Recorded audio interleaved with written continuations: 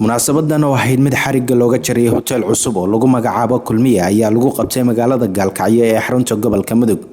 waxaana munaasabada xarig jarka ka soo qayb galay wasiirka wasaaradda hawlaha guud gaadiidka iyo guryeynta Puntland wasiirka dowlaha wasaaradda kalluumaysiga iyo kheyraadka badda wasiirka dowlaha wasaaradda arrimaha gudaha xildhibaano ka tirsan baarlamaanka Puntland siyaasiyiin nabadoono waxgarad maamulka degmada Gaalkacyo iyo kan gobolka Mudug Cabduqaadir Ashkar Muuse mulkiilaha hotelkan cusub oo daahfuray ugu horeyntii munaasabada ayaa ka hadlay marxaladihii uu soo maray dhismaha hotelkiisa iyo adeegyada laga heli karo waxaan ka mid ahay qurba joogta oo reer Puntland midaan marka insha Allah taala hada muddo 5 sano ah ma meeshaan wadnay dawaqan oo muddo nagu qaatay si kastaba xaalku ha ahaado aakhir u dhameeyay Ilaahay subhanahu wa ta'ala uu guuleeyay marka insha Allah waxaan go'aansanay wadankii hooyo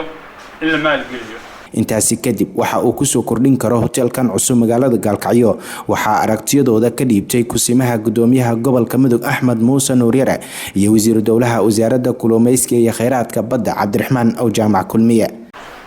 bilicuu soo kordhiyay quruxuu soo kordhiyay martida degaysa hool shirareed buu leeyahay waa hanti Gaalkacyood weeye xagga dhaqaalaha haday noqoto xagga bilicda haday noqoto حاجة ماركتي مرتجلينته هذين نقطة حاجة دلحيسك هذين نقطة وحو كعيار يا سجى وتلذ لم يديبه دور كوين اللي يصل شيء ugu dambeyntii waxa munaasabada mahad celin ku soo afmeeray wasiirka wasaaradda hawlaha guud gaadiidka iyo guryeynta Puntland Cabdirashiid Maxamed Xirsi oo kamid ahaa ka qayb galayaasha munaasabada aad baan ugu faraxsanahay waana soo dhaweynaynaa waxaan leenahay Ilaahay ha ka dhigo kii lagu barakoobo muraadkii laga lahaa laga gaaro sadaqa weyn baa maanta laga bixiyay daafurna waa u sameynay meel fiican buu ku yaalaa saad ogtihiin meesha la yiraahdo Gaalkacyo waa meel multicultural ah oo makhluuq badan isugu yimaado si Soomaalida dibadhex martayna maalinta ka dambaysa waxaynu ku sii siqaynaa in ummadda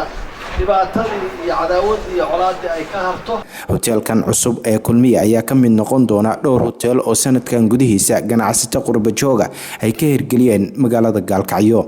Abaadir Cabduqaadir Cilmi Universal TV Gaalkacyo